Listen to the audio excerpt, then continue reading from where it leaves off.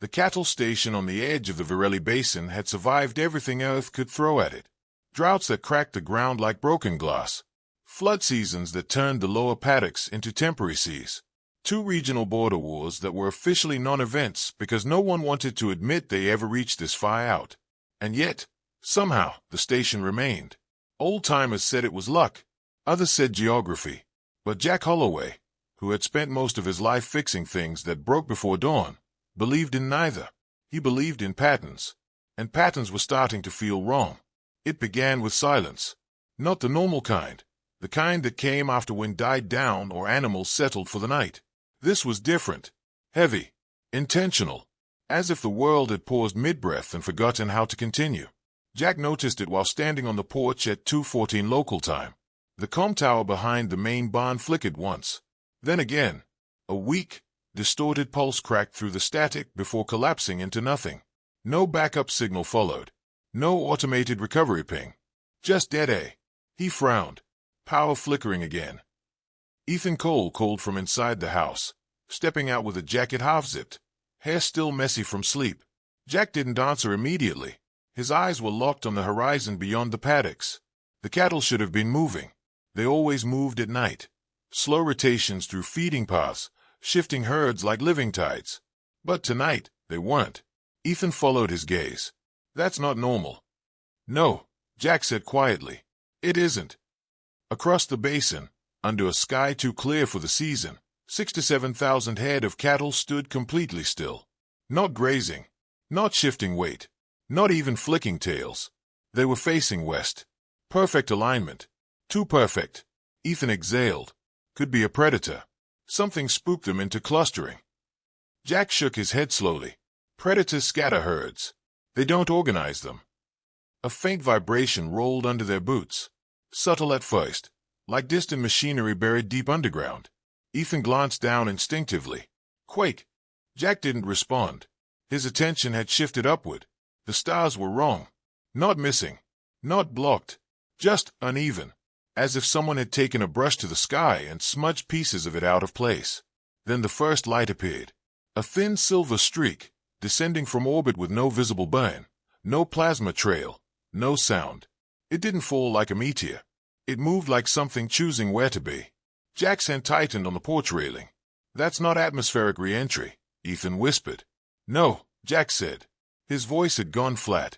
That's controlled. The streak slowed. Stopped. Then unfolded. A shape emerged from the light.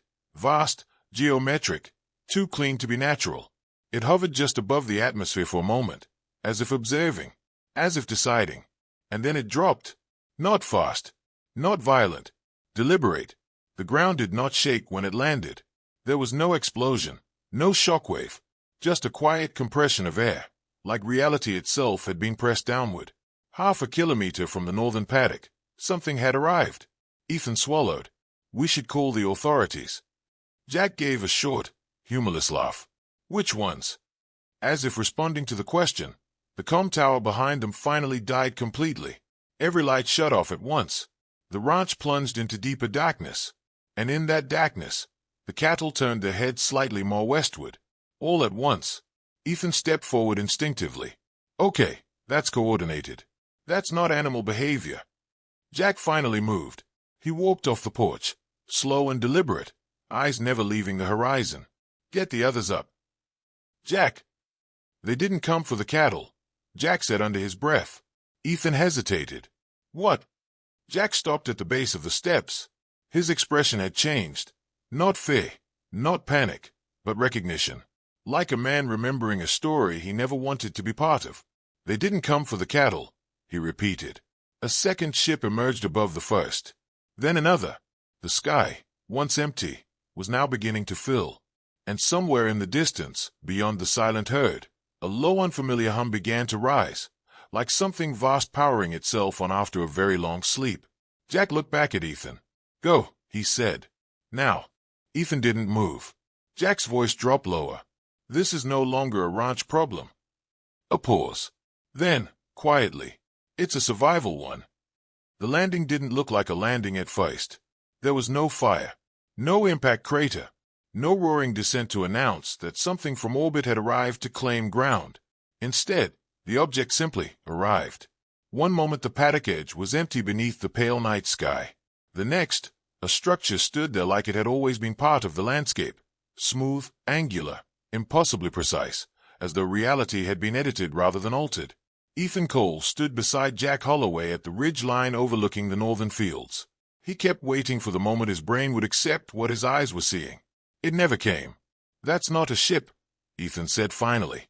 Jack didn't take his eyes off it. "It is. It didn't land like one." "That's because it didn't land like anything we're used to," Jack replied quietly. "It probably doesn't care what we're used to." A seam opened in the structure. Not a door in the human sense.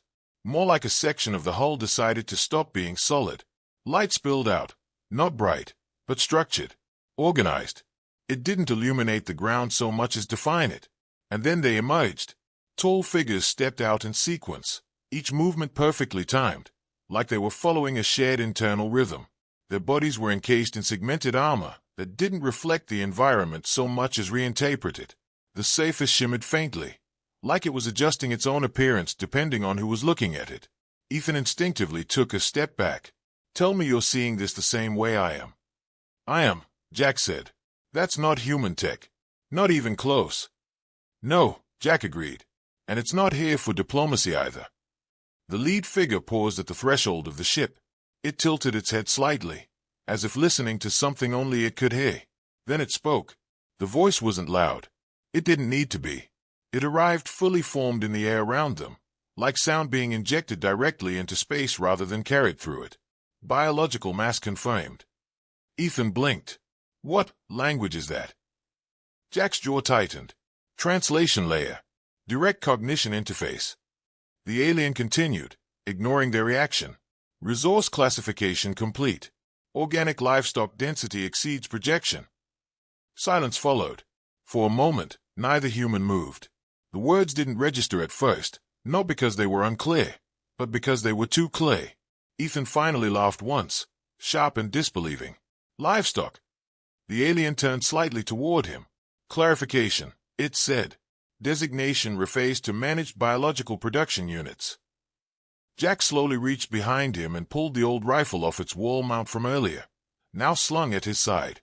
"You're standing on a cattle station," Jack called out. The alien paused again, as if processing the statement. Then, affirmative. Ethan stared at Jack. "It just agreed with you." Jack's voice dropped. "Not agreed. Categorized." More figures began to emerge from the ship behind the first. Dozens. Then more. Their movements were identical but not robotic, something more unsettling than automation. Like individuality had been made unnecessary. The lead alien raised one arm slightly. "Directive update. Resource extraction phase initiated. Compliance expected." Ethan swallowed. "Extraction." Jack didn't answer immediately. His eyes were scanning the perimeter, not the aliens themselves but the land around them. The cattle. The silence. The alignment. 6,000 to 7,000 had still stood motionless in the fields, all facing west. They hadn't moved since the first light appeared in the sky. "That's not communication," Jack muttered. Ethan glanced at him. "What?" Jack nodded toward the herd. Whatever's happening. It's not fair. It's alignment." A low hum rose again from the ship, this time stronger. The alien leader tilted its head. "Secondary sentient unit identified," it said, focusing now on Jack. Ethan stiffened. "Secondary what?" Jack didn't look away. "That's us." The alien continued. "Role, herd management. Efficiency rating, acceptable. Directive, maintain biological compliance until extraction cycle completion." Ethan stepped forward, anger breaking through the confusion. "We're not your livestock. We're people." The alien turned slightly toward him again. "Correction acknowledged," it said calmly. "Classification does not require self-identification accuracy." That sentence hung in the air longer than the silence before it. Jack finally lifted the rifle slightly, not aiming yet, just acknowledging it. "You said extraction," he called out. "What exactly are you extracting?" The alien paused. For the first time, there was something almost like curiosity in its posture. "Biological yield units," it said. "Standard harvest protocol applies." Ethan felt a chill crawl up his spine. Harvest. Jack's grip tightened. Then, somewhere far above, another shadow passed across the stars. A second vessel. Then a third. The sky was no longer empty. Jack exhaled slowly, almost to himself. So that's it, he said. Ethan glanced at him. What's it? Jack's eyes never left the aliens. We're not being contacted, he said. We're being audited. The alien leader raised its arm again. Compliance is recommended. Jack's expression hardened, not into fear, but into something older, something learned, something inherited. He lowered the rifle slightly, then spoke one sentence into the cold night air. You picked the wrong farm. And behind him, deep beneath the soil of the cattle station, something long sealed and forgotten began to wake. The bunker entrance was hidden in plain sight. To anyone else, it looked like an old maintenance shed behind the grain silos, rusted roof panels, faded hazard stripes, a door that hadn't been touched in decades. Even the cattle ignored it, as if the structure had been quietly teaching them to forget it existed. Jack Holloway pressed his palm against the biometric plate beside the door. For a moment, nothing happened. Then the metal exhaled. A deep mechanical sigh rolled through the ground, and the door locks began to disengage one by one, old systems waking up reluctantly, like a soldier dragged out of retirement who still remembered how to hold a rifle. Ethan stood behind him, rifle raised but uncertain where to aim. You're telling me this has been here the whole time?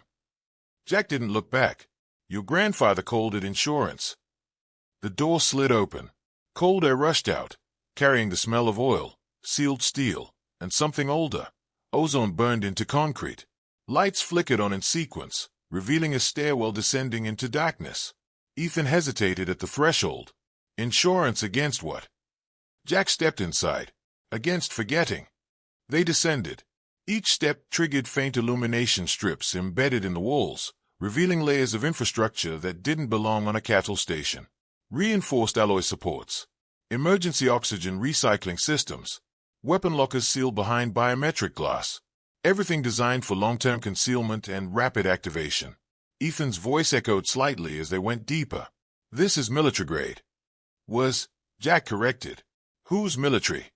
Jack paused at a junction where the corridor split into 3 identical tunnels. Earth's, he said simply. Ethan stopped walking. Earth doesn't have anything like this anymore. Jack finally turned back toward him. In the dim light, his expression looked older than it had any right to. Officially, no, he said. Unofficially, every continent had a version of it after the orbital cold cycle. Ethan frowned. That was 2 centuries ago. Jack nodded. And they said we evolved past needing it. He reached the central door. Unlike the outer one, this wasn't rusted or forgotten. It was maintained, clean, recently powered, as if something or someone had been waiting for permission to wake it up. Jack placed his hand on the panel. A green light flashed.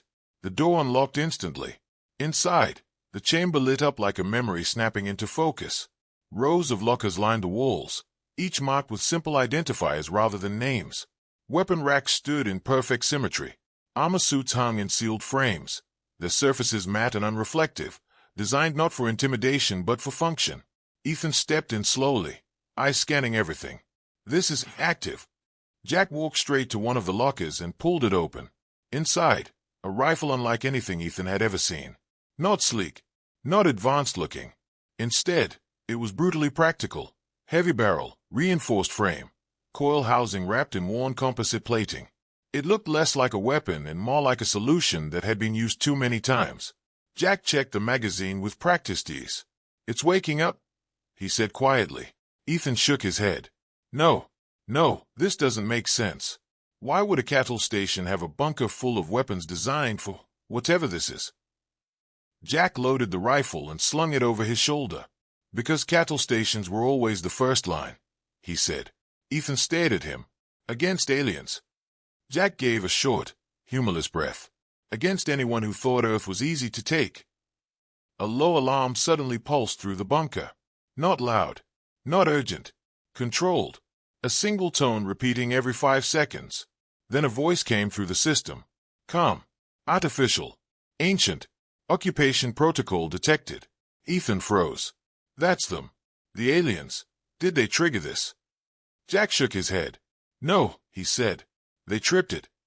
Lights shifted across the walls. Panels that had been dormant for decades lit up in sequence, mapping the surface above in real time. A holographic projection flickered into existence above the central table. The cattle station appeared. Then the alien landing site. Then orbital vessels multiplying in slow rotation above them like a growing infestation. Ethan stepped closer, horrified. That's a full tactical display. Jack nodded. It's reading them as hostile biomass incursion. Ethan turned sharply. Biomass. Jack didn't answer immediately. Instead, he opened a second locker and began assembling equipment with mechanical precision. Armor plates locking into place, magnetic clasps sealing without hesitation. Finally, he said, it doesn't recognize them as civilization. Ethan's voice dropped. What does it recognize them as? Jack paused. Then, quietly, meat that thinks too highly of itself. The bunker lights shifted again. Another alert flashed. Herd infrastructure detected. Ethan looked up sharply. Herd. Jack walked toward the projection table. That's us. That's what it thinks we are. Ethan swallowed. And the cattle. Jack's eyes flicked to the moving map where the herd was highlighted in soft amber. For a moment, he didn't answer. Then, they are not cattle anymore. A deep vibration passed through the bunker walls. Not from inside. From above. Something had moved.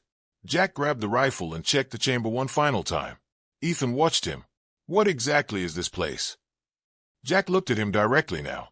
This, he said, is what Earth built when it realized being prey wasn't a permanent condition. Another alarm triggered, this time sharper. Safest contact confirmed. Multiple non-human units. Ethan's grip tightened on his weapon. They're already here. Jack nodded once. Good, he said. He moved toward the exit. Ethan followed. Good. Jack's voice was steady. Means we don't have to go looking for them. The bunker door began to open again. And for the first time since the sky went silent, Earth answered back. From orbit, the invasion looked efficient.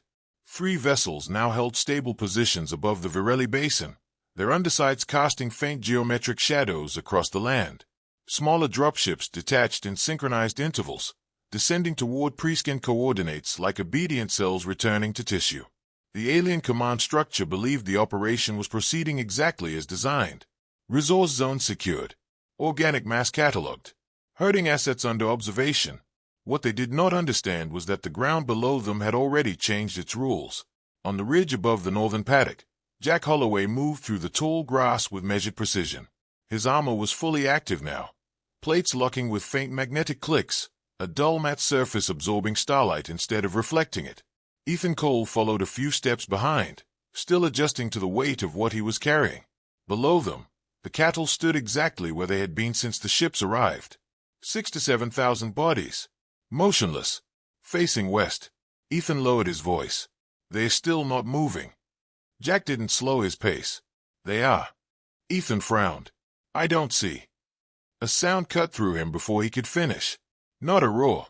Not a stampede. A signal. Low frequency. Rhythmic. It passed through the ground rather than the air. Felt more in bone than hearing. Ethan staggered slightly. What is that? Jack stopped at the ridgeline and looked down. They're listening, he said. Listening to what? Jack didn't answer. Because the cattle moved. Not as individuals. Not as a herd reacting to panic or threat. As a coordinated system. Every animal turned its head 1 degree at the same time. Then another. Then the entire formation shifted alignment. Not random. Directed. Ethan's breath caught. That's impossible. Jack's jaw tightened. No, he said quietly. That's memory. From above, the first alien dropship crossed into atmosphere. It descended toward the central paddock, scanning beams sweeping across the herd. Soft pulses emitted from its hull, non-lethal control frequencies designed to stabilize and catalog biological livestock. The beam touched the cattle. Nothing happened. The ship adjusted frequency. Still nothing. A second dropship altered trajectory, attempting a wider dispersal pattern. Its systems interpreted the herd as passive and compliant. Standard procedure dictated tagging, then containment. Then the cattle moved again. This time, the shift was not subtle. The entire herd stepped forward as one. 6,000 to 7,000 bodies advanced a single pace. The ground shook. Ethan took a step back instinctively. That's not animal behavior. Jack's voice was low. No. A pause. It's formation behavior. The first alien unit to reach the ground descended without hesitation. Its armor gleamed faintly as it touched the soil, scanning arrays unfolding from its forearm. It paused, processing the herd's movement pattern. Non-compliance detected, it stated. It raised its arm. A control pulse initiated. The ace shimmered faintly as energy dispersed outward, intended to disrupt neural coordination and enforce behavioral compliance. It struck the front line of cattle, and stopped. Not absorbed, not deflected, stopped, as if the signal had encountered something already occupying the same frequency. The alien tilted its head. Interference, it reported. Then the cattle charged. It was not a stampede. Stampedes are chaotic, reactive, driven by Fey. This was not Fey. This was execution. The first wave hit the alien landing zone with devastating coordination. Hooves struck armor plating with the precision of guided impacts. Horns targeted joints, seams, weak points identified through decades of inherited spatial awareness that no human scientist had ever fully documented. The alien staggered, then fell. Ethan watched from the ridge, frozen. They are fighting. Jack didn't correct him. They were always fighting, he said. You just never asked what. Above them, another dropship attempted immediate ascent. It didn't make it. Something heavy struck its underside. Too fast to identify clearly. The vessel lurched sideways, destabilized, then crashed into the paddock in a violent spiral of shattered alloy and burning propulsion systems. The herd did not scatter. They adapted. The movement pattern shifted instantly to containment geometry. Ethan's voice cracked slightly. How are they doing that? Jack's eyes stayed on the battlefield. They've been trained longer than we've been civilized. Inside the alien command vessel, confusion escalated. We are encountering coordinated resistance, one unit transmitted. Correction, another responded. We are encountering structured intelligence. That statement caused a pause. A rare one. Because it contradicted the classification protocol. The system reanalyzed the data streaming from the surface. Herd behavior. Yes. Organized response. Yes. Adaptive tactics. Yes. But none of it matched known sapient profiles. Reclassification required, the commander finally said. A silence followed. Then another report came in. Secondary units detected. Non-biological structures activating beneath surface layer. The orbital commander's tone changed. What structures? A long pause. Then, military. On the ground, Jack raised his rifle as the first alien reinforcement unit dropped into the outer paddock. Ethan followed his gaze. More of them are coming. Jack nodded once. Good, he said again. Ethan glanced at him. You keep saying that. Jack adjusted his stance. Means they are learning where to die. The cattle shifted formation again, now forming arcs, encircling, closing distance with deliberate, measured precision. The battlefield was no longer chaotic. It was structured, and for the first time since the invasion began, the aliens realized something uncomfortable. They were not controlling the encounter. They were inside it. Jack exhaled slowly. All right, he said. Phase 1 is over. Ethan looked at him. Phase 1 of what? Jack lifted his rifle, teaching them what the herd remembers. Above them, the sky filled with descending reinforcements. And below, the herd prepared to answer them again. From orbit, the situation no longer made sense. What had begun as a standard resource acquisition had devolved into something the command lattice could not classify cleanly. 3 vessels remained in low stable positions above the Virelli Basin, but their internal coordination channels were now saturated with conflicting reports. Livestock compliance failure. Structured resistance detected. Non-biological military signatures emerging from surface layer. Reclassification required. The final phrase repeated more often than any other, because reclassification meant admitting error, and the system did not like admitting error. On the ground, the battlefield had transformed. The cattle station was no longer a farm. It was a grid. Jack Holloway stood at its edge, rifle steady, armor sealed tight against the dust and vibration of movement around him. Ethan Cole was beside him now, no longer hesitating, no longer questioning whether what he saw was possible. There was no room left for disbelief. 6 to 7,000 cattle moved like a single coordinated organism. Not random motion. Not instinct. Doctrine. They flowed through the paddocks in layered formations, herding alien ground units into narrowing corridors of control.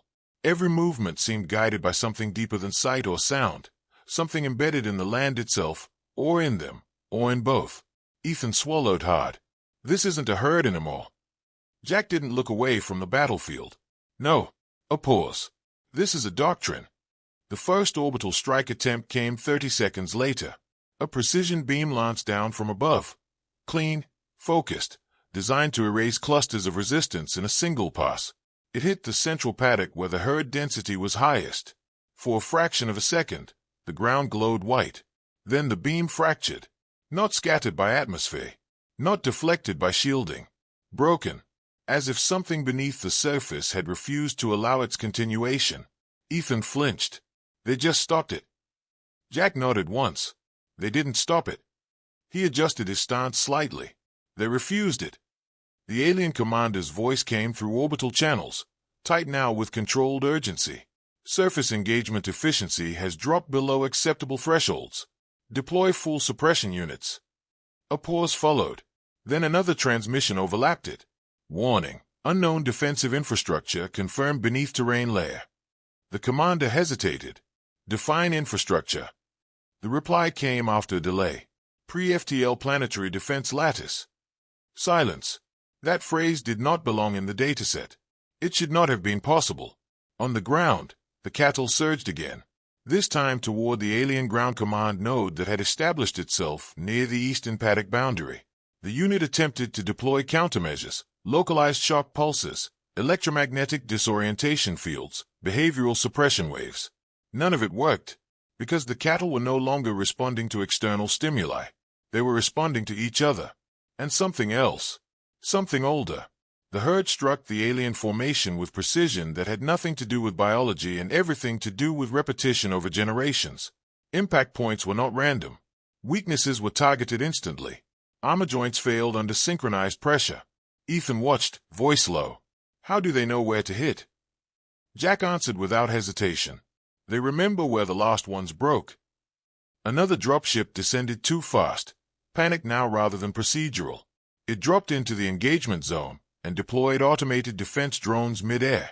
The drones activated. They lasted 12 seconds, then disappeared beneath the wave of coordinated movement sweeping through the paddock like a living tide. The ship attempted emergency ascent. It did not clear the atmosphere. Inside orbit, the command vessel finally registered something it had been avoiding since the first anomaly report.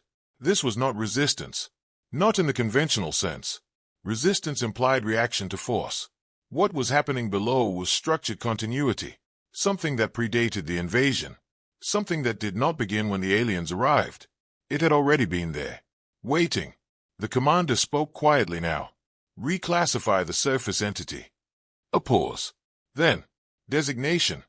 Another pause. Longer this time, because the system could not find an equivalent category. Finally, planetary indigenous defense organism. A subordinate unit hesitated. That designation is not in protocol. The commander's reply was slower now. Update protocol. On the ground, Jack stepped forward slightly, eyes tracking the sky. More ships were arriving. Too many. The aliens had shifted from controlled engagement to full-scale suppression. Orbital fire points were charging. Atmospheric entry trails streaked across the sky like burning scratches. Ethan noticed. They're escalating. Jack nodded. They always do when they don't understand something. Ethan glanced at him. And what happens then? Jack chambered around. Then they learned the hard way. The first orbital bombardment cycle began. Beams rained down across the basin in synchronized bursts. Entire sections of terrain vaporized in controlled strikes designed to erase movement patterns, to disrupt coordination, to reset the battlefield into manageable conditions. But the herd did not break. It adapted, flowing around destruction zones, rerouting instantly, maintaining structure even as the land itself was rewritten. And beneath it all, deeper than any alien sensor could resolve, something else stared. Old systems. Older than the station. Older than the ranch. Older than the memory of farming itself. Jack spoke quietly, almost to himself. They think this is a harvest. Ethan looked at him. Isn't it? Jack finally turned slightly toward him. No, he said. A pause. This is what happens when the harvest learns how to hold a rifle. Above them, the sky filled with descending fire. Below them, the herd tightened its formation, and for the first time since the ships arrived, Earth stopped reacting and started responding.